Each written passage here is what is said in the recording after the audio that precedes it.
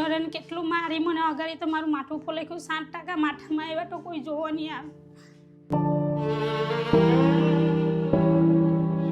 નમસ્કાર દોસ્તો, હાલ અમે સુરતમાં છીએ અને ખાસ આજે એવા પરિવાર પાસે આવ્યા છે જે ખૂબ જ ખરાબ હાલતમાં પોતાનું જીવન જીવે છે. બેન છે અને એમના દીકરાઓ દીકરીઓ છે. તો ઘણી બધી તકલીફો સાથે બેન પોતાના દીકરા દીકરીઓને મોટા કરી રહ્યા છે, ભણાવી રહ્યા છે.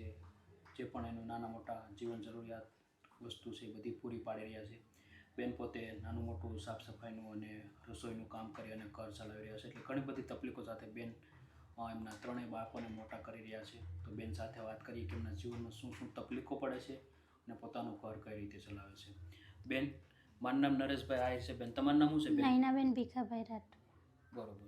તો બેન, પછી ઘર પરિવારમાં કોણ કોણ રહ્યો છે? બેન, અમે 4 જણ રહીએ છીએ. એક છોકરી છે મોટી, 2 છોકરા છે નાના. તો પછી બેન, શું શું તકલીફો પડે જીવનમાં? તકલીફ બધી જ પડે ઘરમાં. હવે શું કરીએ, એકલા એ લોકોનું ભણવાનું જોવાનું, પોયરા એનું છોકરાનું નાનલાને મૂકીને નોકરીએ જવાનું, એમ તેમ કામ હોડીને બધી જ તકલીફ પડે. બેન, હું સમજી શકું. ઘરમાં કોઈ નહીં, હવે ઘરમાં જોવાવાળું કોઈ નહીં મળે. હવે એકલી શું કરું? અમે જે 11 વાગે જે રાતના 12 વાગે આવીએ અમે કામ કરીને, ને સવારના 6 વાગે જે 3 વાગે આવીએ અમે. આટલી તકલીફ પડે. હવે ઘરમાં કોઈ નહીં, શું કરીએ?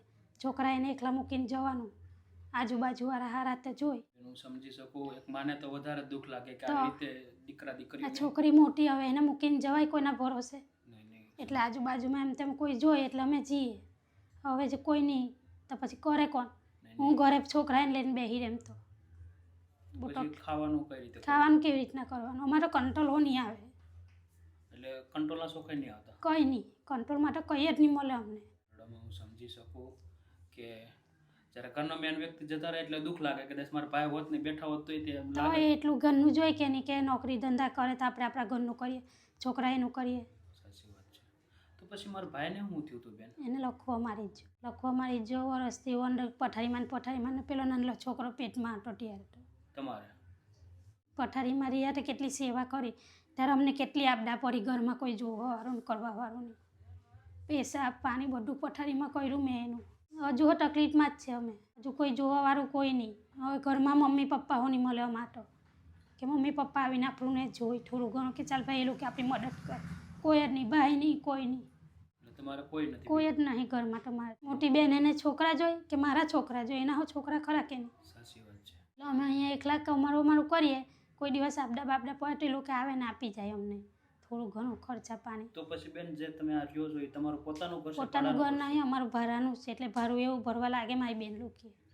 તો આનું કેટલું ભાડું છે બેન? 5000 રૂપિયા ભાડું છે એનું. પછી તમારે બેન કામે જાવ તો એમાં કેટલું કમાઈ લો બેન? કંઈ નહીં, 300 રૂપિયા રોજ લાવીએ, દુકાન આપું, ઉધાર ખાયા કરે. નહીં ચાલે તો ઉધાર લાવીએ દુકાનેથી. જ્યારે કામે જઈએ ત્યારે દુકાનવાળાને આપી દે, શાકભાજીવાળાને બાકીમાં રાખીએ. આવું એટલે એવી રીતના, મતલબ લેવાના પૈસા ન આવે? કંઈ આવે નહીં અમારી પાસે તો. કામ કરીએ એટલું જ છે, ખાલી કામ કરીને લાવીએ ને આપી દઈએ દુકાનવાળાને. એટલું ઘર હંચવાયા કરે આપણું. ફરી અમને અમારા ભાઈ ઘરમાં ટવરે તો અમારે કંઈ જોવાનું નહીં હતું. આટલું તેટલું કરતે તો. સાચી વાત છે. ઓલા કેમ કે એને કોઈ બી જોવે જરૂર છોકરા એને પડે તો એ લાવીને આપી દે કે મારે હું એ લોકો જીદ કરે આ જોવે તે જોવે તો હું કાંથી લાવું? મારું કેટલું મન જાણતું હોય, દુઃખ લાગે. સમજી શકું. અને બધી જવાબદારી તમારી ઉપર હોય એટલે તમારે ઓલા કેમ કે દીકરા દીકરીનો ભણતરનો ખર્ચો, ખાવા પીવાનો ખર્ચો. છોકરા એ ગુજરાતી શાળામાં ભણે એટલે સારું છે કે મારે ખર્ચો ઓછો. પેલી મોટી છોકરી તો સ્કૂલ જાય ખોલવડ ભણવા માટે, ભાડું ભરવાનું વાનનું. તો આપણે ઘરના ભાડા નથી ભરાય, એનું વાનનું ભાડું માંગે. એટલે પ્રાઇવેટ સ્કૂલમાં ભણે છે દીકરી? ગુજરાતી જ છે પણ અહીંથી ખોલવડ જવાનું ને આવવાનું. ખોલવડ ગામ છે આગળ. 20-20 રૂપિયા. હા, પણ વાન ભાડું વધી જાય. હા, અહીંયા 10 સુધીના જ છે, 9-10 સુધીના ગુજરાતી સ્કૂલ છે. ત્યાં ભણવા જઈ રહીએ.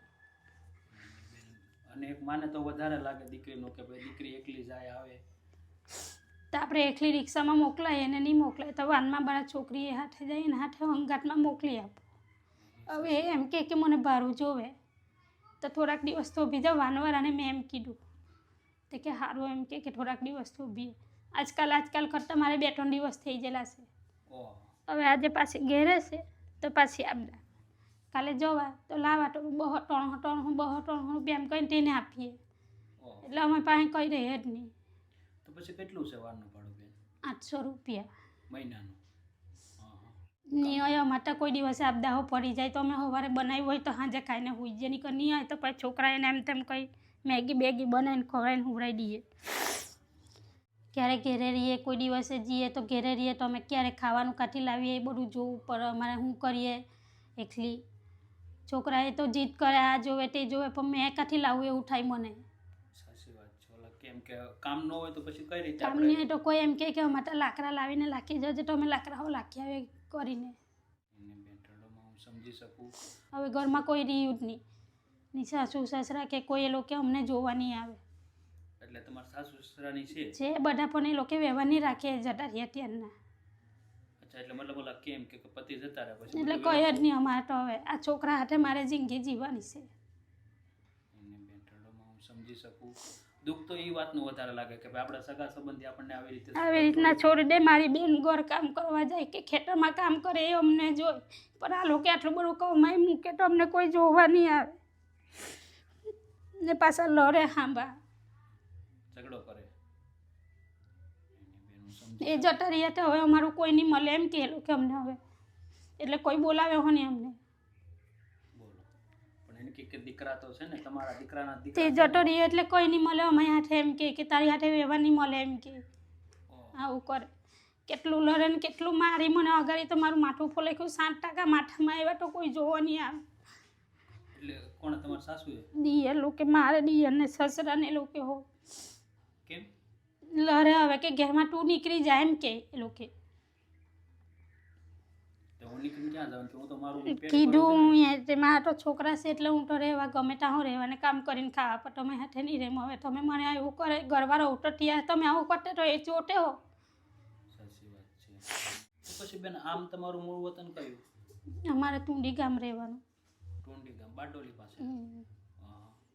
એની બેન રડોમાં તો પછી અત્યારે શું તકલીફ પડે બેન? આપણે બધી જ તકલીફ પડે, ખાવાથી પીવાથી માનીને કોઈ પ્રસંગ બસંગ આવ્યો હોય તો બધી જ તકલીફ પડે. કાલ ઉઠીને થોડા દિવસ પછી મારી છોકરી પરણવાની.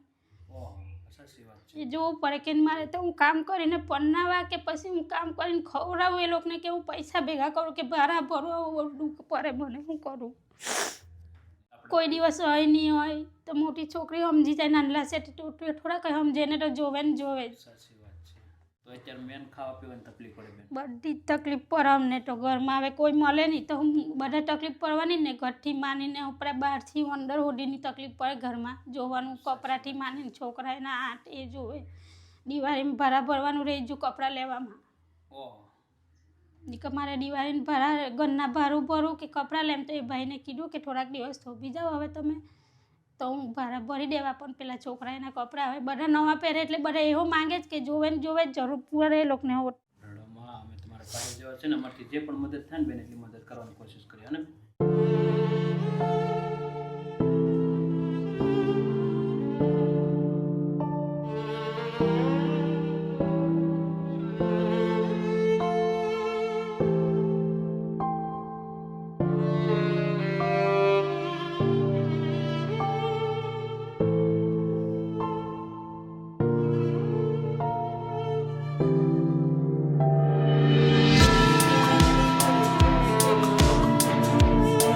બેન તમારે જે પણ રાશન જોતું હતું બધું રાશન આવી ગયું બેન? આવી ગયું, બધું આવી ગયું. કેવું લાગ્યું બેન? સારું લાગ્યું. ખૂબ ખૂબ આભાર તમારો. દીકરા ખાહે તો તમને સારા આશીર્વાદ મળે. નહીં ચોક્કસ બેન. અને બેન આજની આ ખાસ મદદ છે રોશન પિનલ ગાંધી અને એમના દીકરા છે ધ્રુવભાઈ ગાંધી. એમના તરફથી એમના જન્મદિવસ નિમિત્તે આ તમને બધી જ મદદ મોકલેલી છે. તો શું કહેશો બેન એમના દીકરા વિશે? ધન્યવાદ. રાખે ભગવાન એમના દીકરાને મારા છોકરા ખાહે તો ખુશ થાય તો એને સારા આશીર્વાદ મળે. ચોક્કસ. અને થેન્ક યુ સો મચ રોશનભાઈ, પિનલબેન ગાંધી, કે આજે તમે તમારા દીકરાના જન્મદિવસ નિમિત્તે ખાસ આ નિરાધાર બેન માટે, એમના દીકરા દીકરીઓ માટે તમે આજે સપોર્ટ મોકલો છે. Thank you so much. ભગવાન તમને ખૂબ જાજુ આપે, ખૂબ પ્રગતિ આપે અને માતાજી હંમેશા તમારા દીકરાને સુખ શાંતિ અને લાંબુ આયુષ્ય આપે એવી પ્રાર્થના. અને ધ્રુવભાઈને પણ હેપી બર્થડે. ભગવાન તમારી બધી મનોકામના પૂરી કરે અને બસ આવીને આવી રીતે તમે હંમેશા જીવનમાં આગળ વધતા રહો અને ઉત્તરોત્તર પ્રગતિ કરો અને તમારા મા બાપનું નામ રોશન કરો એવી પ્રાર્થના. અને બસ પ્રેમ સપોર્ટ આપતા રહેજો અને વિડીયોનું વધુ શેર કરજો. જય હિન્દ જય ભારત.